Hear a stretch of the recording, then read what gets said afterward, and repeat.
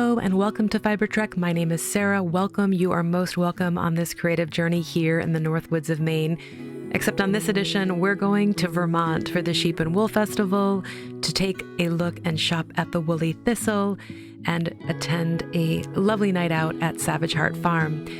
This edition also includes a discussion on Soulful Stash and wool with Corine of the Woolly Thistle and a little update on some knitting. If you are a patron or have donated through coffee, a deep, heartfelt thank you.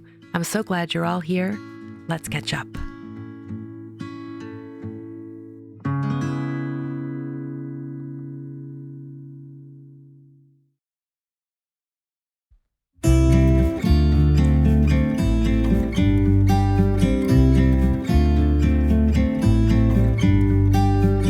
About to leave, already packing.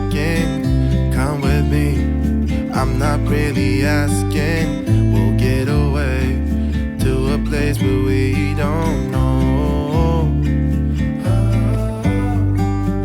About to see the world in action, what we can be, life with no distractions. We'll get away, this is what we waited for. Take my hand, we'll make it somehow. We can't miss out. I'm done living life with the lights out, die with my own doubts. Be free with me. Be free. Be free with me. Be free. Not looking back, eyes on the freeway, Bonnie and Clyde, a classic cliche. We're on the run, this is what we waited for. Well, I probably don't have to introduce my guest because we're kind of peas in a pod. If you like what I like, you probably like what Corinne and likes. vice versa. Yeah, but this is Corinne from the Woolly Thistle. Hello. And we've had a pretty intense morning doing some dreaming and planning. Plotting. And what do they call that in Scotland? There's a word for when you go about and you pick up. Oh, well, I don't know what that word is, Yeah. but you're picking up henty-leggets? Yeah, like the tufts of wool? or maybe it's lollygagging. Lollygagging? That's just, I think, That's just, talking. yeah. Well, maybe we have been too. A little bit. I was just thinking we've been kind of out and about, like picking at little cool bits of fleece that has been scattered and we want to bring back together. And look at me, my philosophical metaphors. But first I want to say we've known each other for years. Years. Long, long time. And without Sarah, I don't think there would be a Woolly Thistle. Oh, that's so kind. Yeah. But I'm so glad that you were able to make that an accessible experience. So we really have worked hand in hand in some ways with that. You taught me an awful lot. I want the people to know that. I know, that's very kind. But I want it to be about your journey. And I mean, honestly, I started listening to you, listening to New Hampshire Knits. And tell me about what you were knitting with when we were chatting, when I first found you, before we met. Yeah, so when I was doing New Hampshire Knits, I was very focused on trying to find people in New Hampshire that knitted as well, because I'd chewed my husband's ear off, and so I was trying to find my people. And I had met some mill owners and sheep farmers and things, but I was knitting with superwash. A lot of indie dyed stuff, which, I was thoroughly enjoying. I loved the color. It was all about the color until I started maybe feeling some of these other fibers. And then that became super important because you were sort of already in that realm and you were like, but what about this? And have you tried that? And of course I'm like, da, da, da, da, da. Yeah. And it was fantastic. It was such a, affirming kind of fun pastime for me to be on an exploration of by myself and with friends. Yeah. It was something you could do on your own as well as socially. Yeah, and it really is an adventure when you kind of, because, I came to knitting. Many of you know this if you've been with me for a while. I say that a lot, but I really came to knitting from the heather hill. Like, I wanted to. When I sat down, I'd come back to the States from Scotland, from the farm in Orkney. Yeah. I wanted to be able to ground myself in a feeling and a sensory experience that I had had. Yeah. So that's really where Fiber Trek started. I love that. How can I use this material as, and here's my word, this is my word of the year, as a touchstone, right? So I can pull myself in. Like, everything else might be troublesome and I might be missing this place and missing these people, but wool really became a way for me to connect and hold on to. Yeah, and a number of different levels, not just, oh, I have a pretty sweater, but like, I feel like this crunchiness, I feel this, I feel that. So you talk about an adventure, and so when a lot of people make a shift when they try a new wool that is so different than... There, oftentimes I think, people are sort of off put because it's not as soft as merino or something like that. We do have some merino, but really we're past that.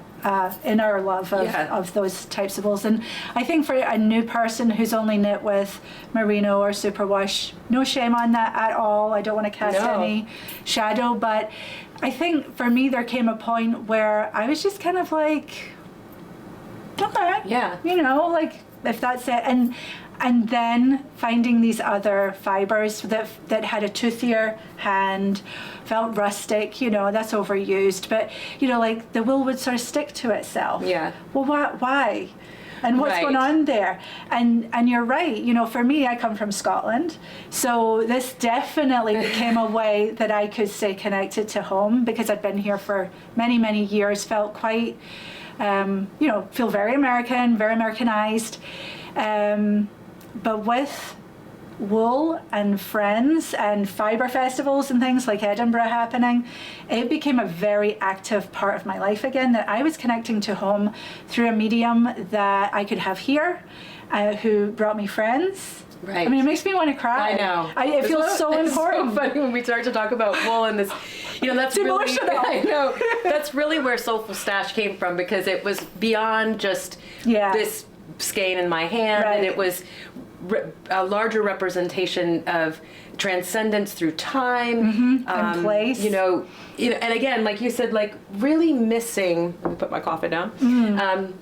I really missed my friends in Orkney, and I couldn't figure out how to recapture that feeling. Right. So, and you use the word exploration, and that's really the other piece, that moving out of the space of just color. Maybe you're driven by color, right? But your exploration is momentum into. And the next level is what you're knitting with, the fiber, and the wools we love have such great stories, right? And that becomes part of, that's what you're knitting into your project at that point. Becomes bigger and bigger, and it really is for the curious, because one thing can go to the next, and then and it becomes just like any artist, a medium. Like, how would I use that, and what does that fit in? And I talk about that a lot. I know you talk about that a lot, and so. I don't know. So for those of us that are like on this road of discovery, color is its own skill. Let's not get wrong on. And there's a long way to go with that. How to use the barber pulled stuff, and how to use that. That's its own special road. But if you reduce it down to the material, there's so many ways to go, and and again. And I think you're helping keep tradition and small holdings alive. Yeah, you really are. When you buy Jameson and Smith, you are keeping crofters in business directly. Yeah, and when can we do that in this world of globalization these days? That we make a difference. Yeah. So. Yeah, knitters are, keeping lifestyle going out in these far-flung places where the rain does go sideways and the sheep are eating seaweed. And that's another piece, a good point you bring up, which is, I may not be able to be on the lambing hill, but I want to know somebody's out there doing that, and that they're staying alive. Continuing knowledge of husbandry and stewardship and working with animals, because those are that whole skill set does play into our experience as well. It does. It's like the precursor to the finished wool that we end up knitting with. And then even that, the knitting that we do, we're using patterns maybe from Shetland designers. We're keeping a lace tradition alive that could very well die out very shortly. Right. So, there's sort of an urgency about that. And then I think there's also just ways that then we innovate and create the next thing. Right. But it goes back to those people on the hill in the rain with their big jackets on and their wellies, and it's important. It's important. And so, the fact that I can sit and knit for hours on end and be completely happy, but also knowing that I'm touching the real deal. I am traveling through my knitting. Traveling, that was always my thing. Like, how can I be transported to a time and place? And I do like to sip a wee dram often because it, and I'm in a space where I can have a wood stove, and so there's a whole thing. It's like I got, and the complement to that is bringing in the sensory experience of the wool, and you say that too about different farm holdings will have different. The fleece will be different, and what's farmed in Spain or Portuguese. It's going to be different. And we've often had people that might be newer to the woolly thistle and the sorts of yarns we have, and they'll email and say, this skein, it has bits of grass in it, and we're like, good for you, that is the best. You got a piece of Portugal, or you got a piece of the Hebrides. Right. That's to be celebrated, not at all worried about. Yeah. Knit it right in. Knit it right in. Don't pick it out. No, and I don't typically pick it out. Just on it goes. Exactly. I mean, we're talking about tiny little bits, but that is coming over with the wool, and I don't know. Yeah. It's really great to have a hobby or an art form, however you see yourself, and that you do no harm, and in fact you're doing some good as well, and that there's such a good community around it as well. There's lots of people who are as enthusiastic as we are that just love you do get transported, and there's that whole tactile and lifestyle of just being a knitter, with a capital K. Capital K. And proud, and I'll take my knitting anywhere. That's right. If you go out, take your knitting. That's right. I had to throw that in there at some point, because it's not the Woolly Thistle podcast, so technically that's right. Yeah, it's your motto. But I steered it that way, didn't I? No, that's good. That's good. But on that note too, like, if people often say, well, I'm sensitive, and I know you and I are both fairly comfortable in an Icelandic whatever. However, in merino, in the fine wool breeds, there's lots of different breeds within that. So there's Rambouillet and CVM and all of these derivatives, and so there's lots of different ways and entry points to come in. Absolutely, you don't have to start off with. You don't have to knit yourself a Hebridean sweater. You can, enter in. Yeah, you can start on the softer side of things, but it might be non-superwash. Maybe that's your stepping off point. And that's the thing. I think there's myths out there that wool is hard to manage once it's a garment, and so superwash is great because you throw it in the machine, and I don't know if you can even put it in the dryer. Maybe I don't know. I think you can. Horrors. Look, the two of us are like, I don't know. That's not a tip. No cotton. That's an anti-tip. But I think sharing the news that when you have a woolen sweater on, and this is next to skin, I don't have a t-shirt on, so it's under my armpits and everything, and would wear it all day. What you can do when you take it off is lay it out in the sun. Or the snow. If you've got snow and sun will clean. This stuff is antibacterial, and you don't need to wash it every time you wear it. And the closer it is to your your body, maybe you want to wash it a bit more, but I'm talking about, a couple of 4 times a year if you're lucky. I mean, some of my knits don't get washed all year until it's that time of year that I do wash. And washing it is literally maybe putting it in your bath with some warm water and letting it soak, and it does the work for you. You don't need to have superwash. No. It's a really great material. It's resilient material. I want to do one of those, 15 things you didn't know about wool. Yeah, I haven't done it yet. Yeah, but I've there's thought about doing a huge list, of benefits. But yeah, so maybe just not knitting with superwash is your first stepping off point if you're new to that. Yeah. And then maybe starting with a softer yarn like a merino, but I would even go Shetland or and really feel that crispness and be like, I don't hate it. Right. It's just because it's not soft and like all the other stuff, does that mean you don't like it? And right. really slowing down and being like, well, I'm going to knit some with this. That's like when I transitioned from tea, sugar in my coffee and tea to not, and now I can't go back. I don't want it. I've developed a palate, and I've so. But I think the overall message, which honestly probably on this channel, we're actually probably all commiserating right now. We're all kind of like, we got to, we all are here. But Corine and I were kind of chatting about that, and like, how do we invite other people invite new knitters in? Because anyway, so you may be thinking about that too, and we were thinking about that, but we just want you to share. And well, if nothing else, though, we are preaching to the converted, and maybe they're getting a little goosebumpy. Yeah, exactly. Like, I gotta pull it all out. I want to look at all of it. You'll get to experience that when we chat a little bit about my visit to the Woolly Thistle. Yes, you're actually here in New Hampshire. I'm here in New Hampshire. Many of you knew I was coming. I went to Millapalooza. I did go to the Woolly Thistle, and I had a grand time. Everybody came out to meet Sarah. It was lovely. It's not quite like that, like my Jennifer Aniston moment. But I did have a really good time picking out sweaters that I had mentioned. Yes. And I'll be chatting about that. But Corine was very much taken with my roots and shoots. I love this. Which I have on. Yes. And so you were thinking about using Plotolopi, which I bought quite a bit of Plotolopi. I don't know why. I don't know what that is. You'll use it. I will use it. I'm in this real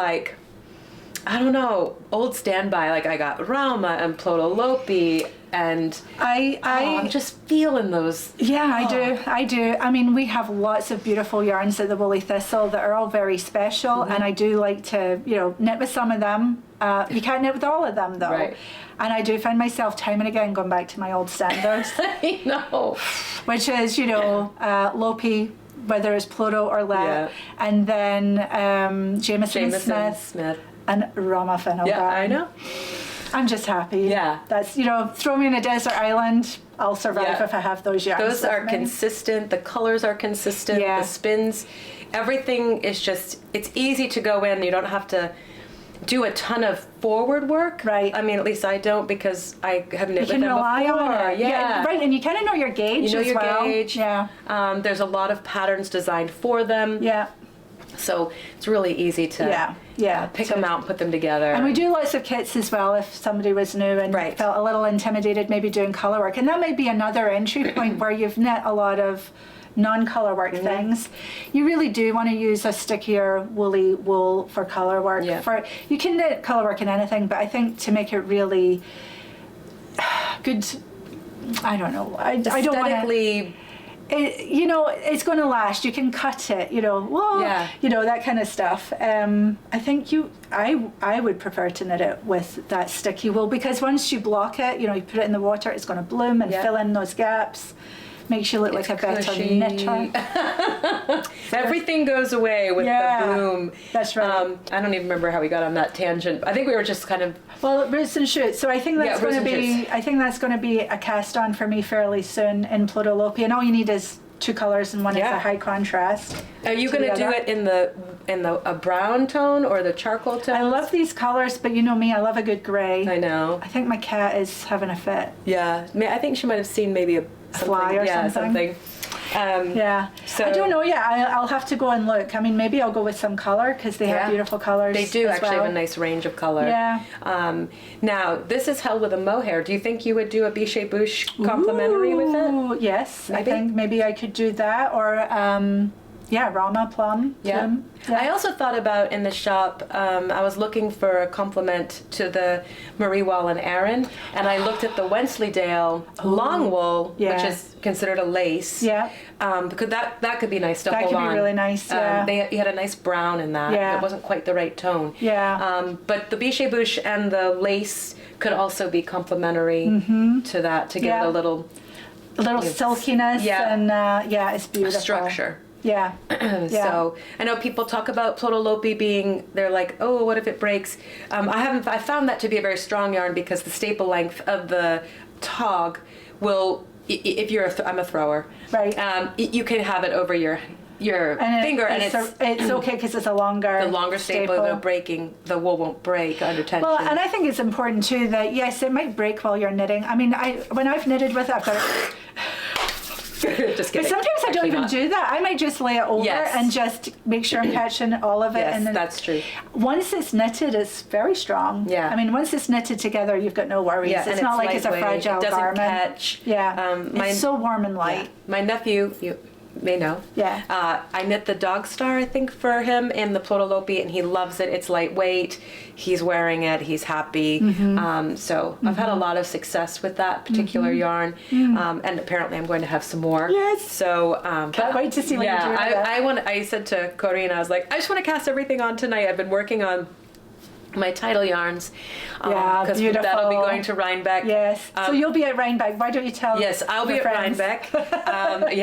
And if you're going to be at Rhinebeck, I will be at the Title Yarns booth on Saturday and probably some of Sunday. Yeah. And then milling around, but that's where you'll find me. Yeah. And I'm really hoping to be able to be helpful to Patricia, Yeah. who we did see Yeah, at yesterday New at Hampshire. Vermont Sheep and Wool. Sorry. That's okay. And I've had a lovely wool gathering weekend. It's been great. And there were some beautiful yarns at Vermont Sheep and Wool. Yeah. I was very attracted to the Finn. I didn't pick any up because I'm knitting with Finnish wool or Finn wool now, and I've got Finn in the stash, and it's brown and it's gorgeous. So I really tempered myself on that. Yeah. Sometimes you have to. Yeah. Yeah. But I did get a beautiful bowl, Yes. a mug. Sorry. I did both. You did, Oh my yeah, gosh. yeah. I got a beautiful wooden bowl, and Yeah. I got a beautiful pottery mug with a bear on it, and from, is it Bunny?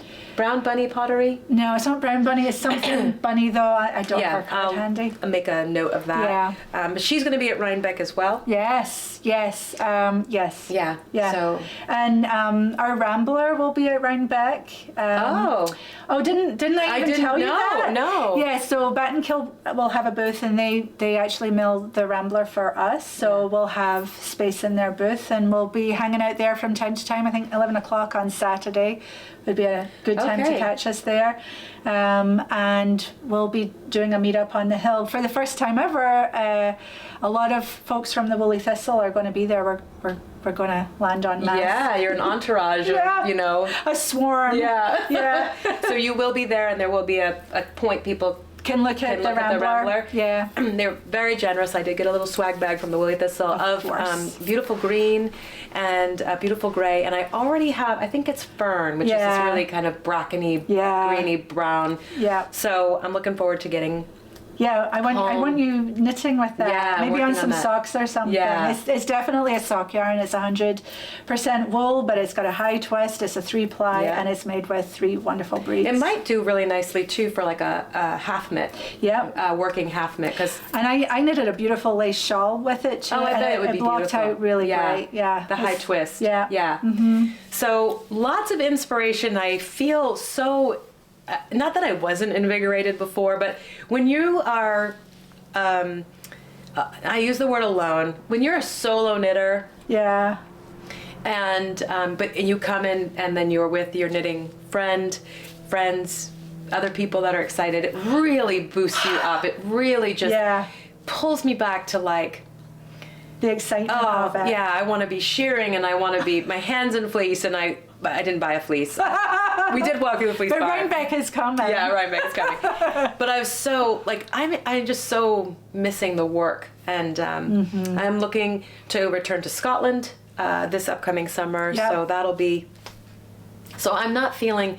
I have to admit, I came off last summer. I felt a bit exhausted from all the travel, and You did a lot, though. I did a lot, and there's just so many people to see. I have so many great connections, but they all live kind of far away. Yeah. So yeah, it's great to be in the company of, for real. Yeah. So luckily, this is only a 3-hour trip over not too trafficked roads. Right. But I'm feeling a sense of just really, I feel bolstered. Yeah, You know, that's I feel like I can get it done. I can get this sweater done for Rhinebeck. I'm ready to knit. Yeah. You know. I'm feeling the same way. Yeah, I bet you are. That thing has been knitting itself until I found a problem. Yeah. And now I'm like grinding my teeth and trying to figure out Yep. what to do. This but is the Agnes Yes. cardigan by Viola Designs. Yes. Which I purchased the yarn to do. Do you want me to show it I off do. just quickly? Let's show it. All right. So here it is. This is the Agnes. I will be knitting it In the darker. in the darker. I got a really dark brown. No surprises. Yeah. And this is the steeked cardigan. I Yeah. may do it as a pullover. Yeah. Leave the steek easy out. enough. And And this is just my needle. I'm picking up my Yep. button band there. you've run into a bit of trouble with your sleeve. Yeah, there's a little funky We shaping don't know what that is. here. Yep. And it's making the sleeve look really baggy. Yep. Don't know if I have time to fix it. We'll But see. we've But it's a lovely, lovely design. I think his one that the designer calls for some other yarns that I don't have. So mine is all Rama Fennel garn.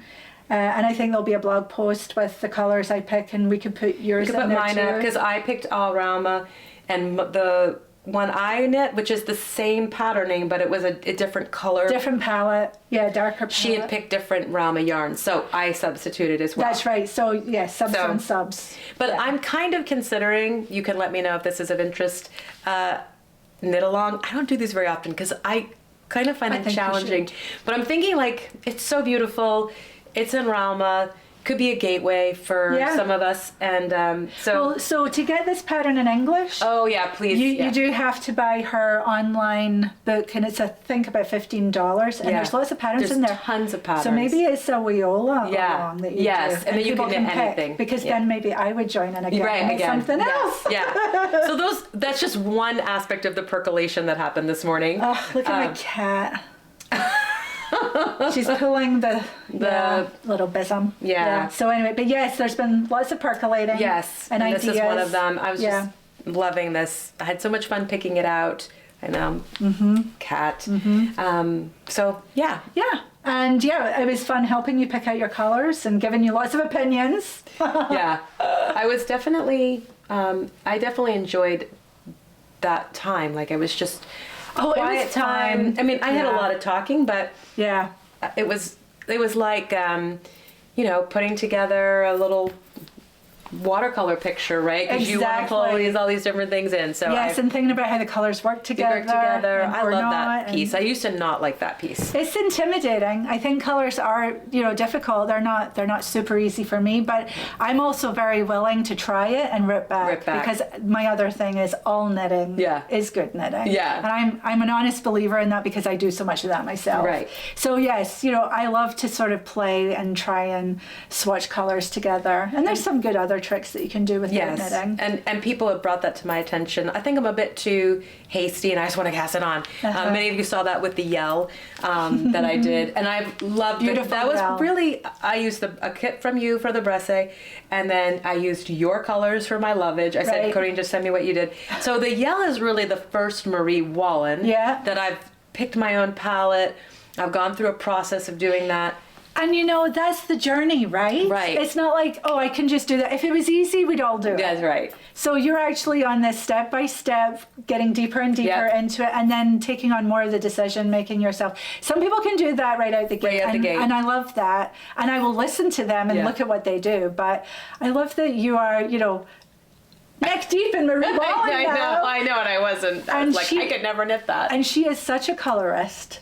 That's very brave and insightful that you're at the point now where you're making your own Right. color choices. And I'm using lots of different skills to do that. That's what I've also liked too, like the color piece. I know that's its own thing, but the color piece really probably did bring me to watercolor. Yes. And it makes me use different senses and look differently Yeah. around. Like, well, why do I like that aesthetic? Oh, it's probably because it has that Yeah. pop of blue. Right. And I was so proud of that that blue I was managed to fit in because I loved it, and it was so hard to fit it in, and such a feeling of achievement when you're like, oh, look at this, and like, it works. Zen, motif. So Yeah.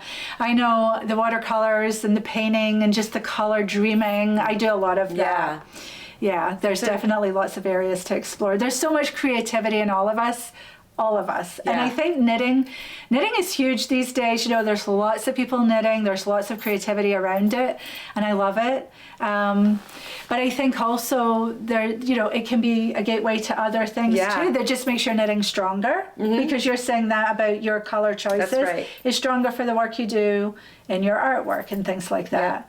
So it all helps to serve us, our internal worlds, because we all have that, and it's just really life affirming, all of it. Mistakes and all. Yeah, I mean, Mistakes I ripped back and all. a ton. And I say this to my kids all the time when they're having a problem and it's escalating up to levels. I'm always like, use your skills. You have skills. It may be a skill you've developed for something else, but it has an application here. Right. So, I have always been a skills-based gal, whether that's evident, and all the stuff. Yeah, like you develop one skill, and it, understanding how to wash fleece, and felting, and then it allows you to springboard off and be a very creative problem solver. So when you do run in, you're like, oh, I could seam that, I could stitch that, I could do. So you have all these different little things you can lean into that creates resilience. Yeah, we use that right now for our creativity, but that then is reflected in our life. It applies our choices, to everyday life. How we move through the world with ease. And just also that inner kind of calm or inner excitement even. Yeah. I mean, I don't know. Do you get that too? No, I do, yeah. Because we all live in our heads, I think, a lot, and we get through life and there's things to do and people to see and, bills to be paid. But for me, I find my knitting and my art dreaming right now to be very but it's all good. Yeah. Challenge away, because I'm going home and I'll be knitting on this. And even if this has given me challenges, these are ones that I can figure out you can use and overcome. Yep. Yeah, and use skills to get around things. So. And that's how I felt on my way here. I literally felt like, for me, what my Christmas time was, I felt like that kid at Christmas. Like I texted Corine one night, I was like, I can't even sleep. I'm so excited about this, this it's like a concentrated weekend, of just being together and being out, getting to pick out wool and see it in person, and meet people that watch, and that talk they were to excited them to say hello and see what they want to do. So that was all very. I use the word simple because it's not like I'm not taking a cruise to Antarctica, which would be amazing. But I felt that feeling of like, oh, we're going to talk about wool and we're going to do this. And so curiosity, contentment, simple pleasure. Yeah. Sort of an excitement. It excites me for life. Yeah. That's how I reached that place. It's enriching. It's enriching. Yeah. That's how this morning kind of unfolded for us. Yeah. This big festival of this could be ideas, and have you thought of this, and really just digging into the dirt around places and far-flung places.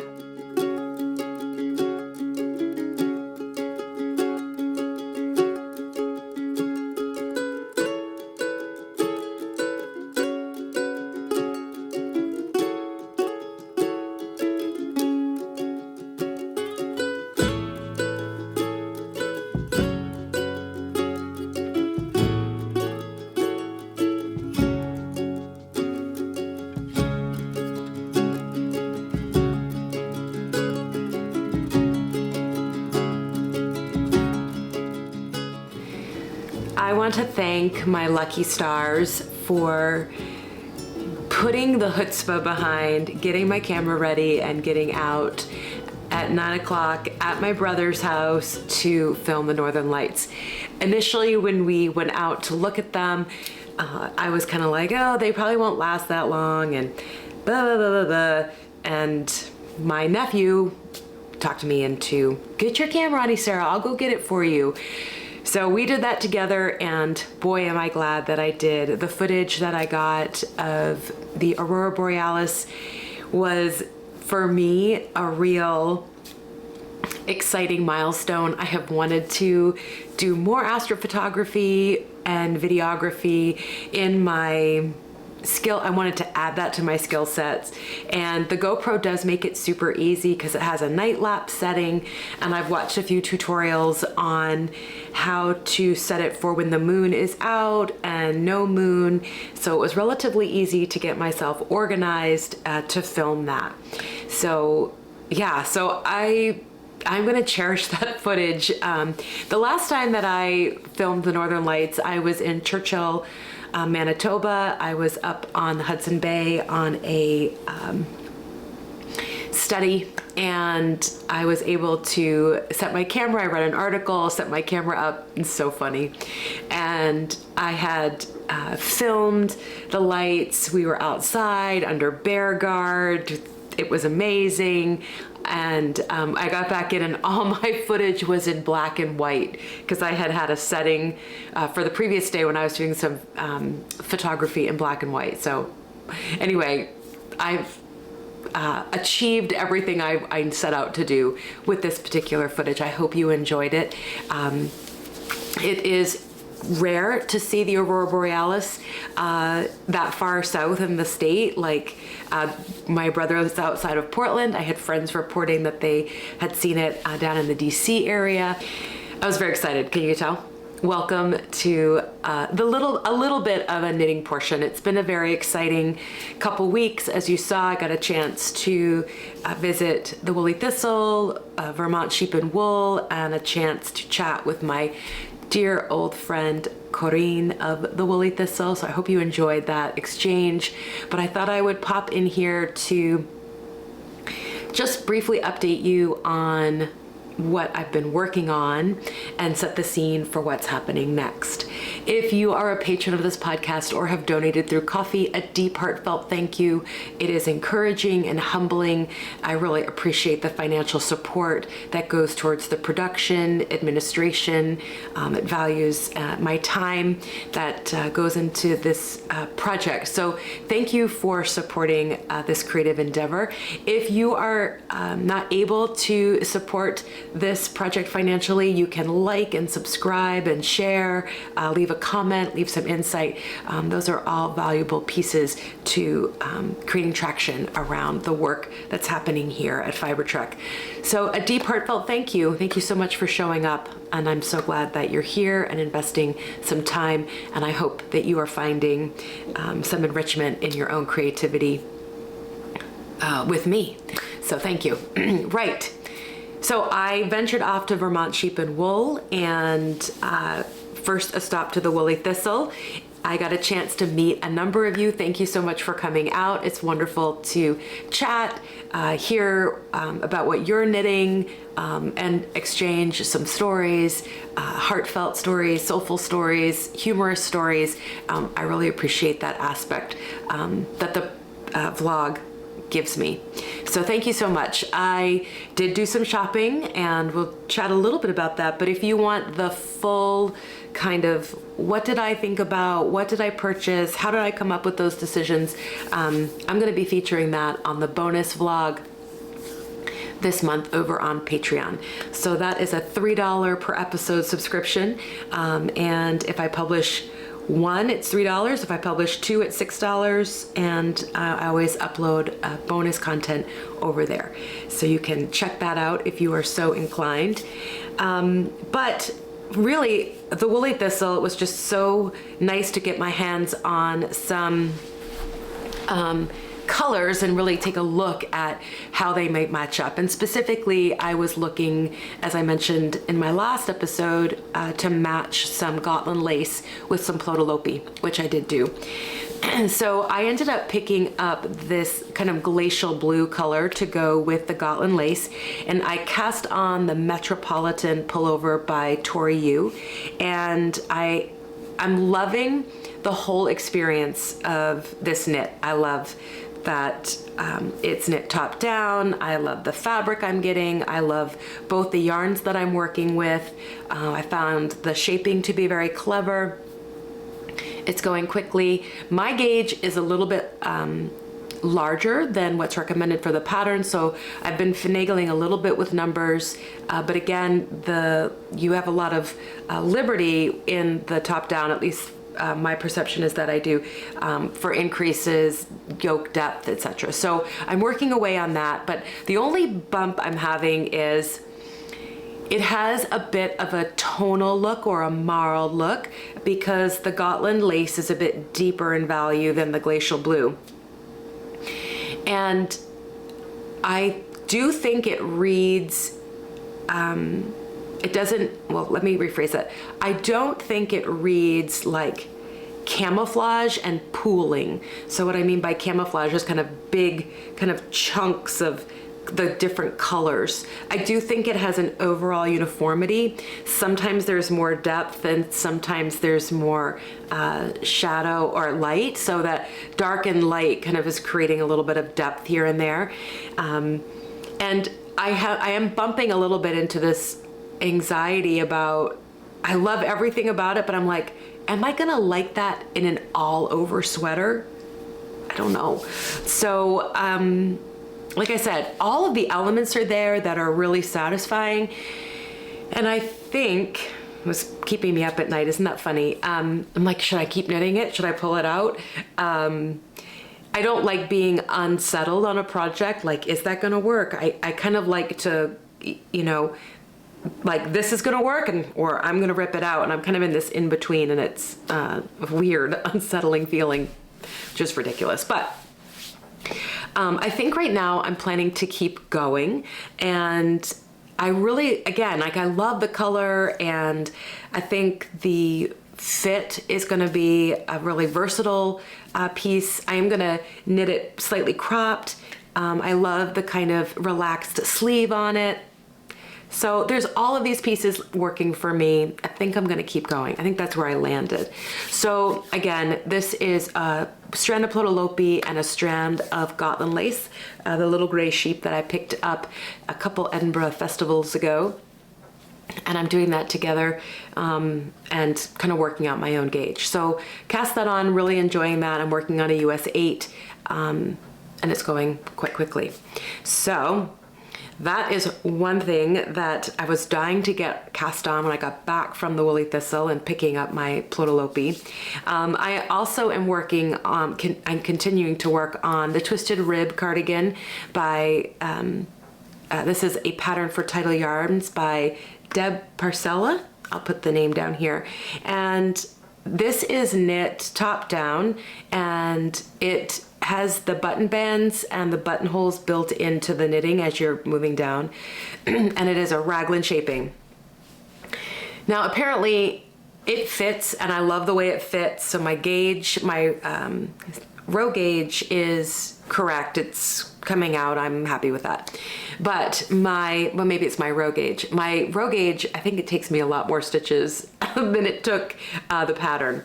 And so it's coming up a bit short, what I perceive to be short. So I've finished the buttonholes. At that point, you then go up a needle size and you not cast on, but you work the double rib with 2 strands. So it gets quite bulky, and it is a twisted rib. And that is currently, the twisted rib is currently starting at my natural waist.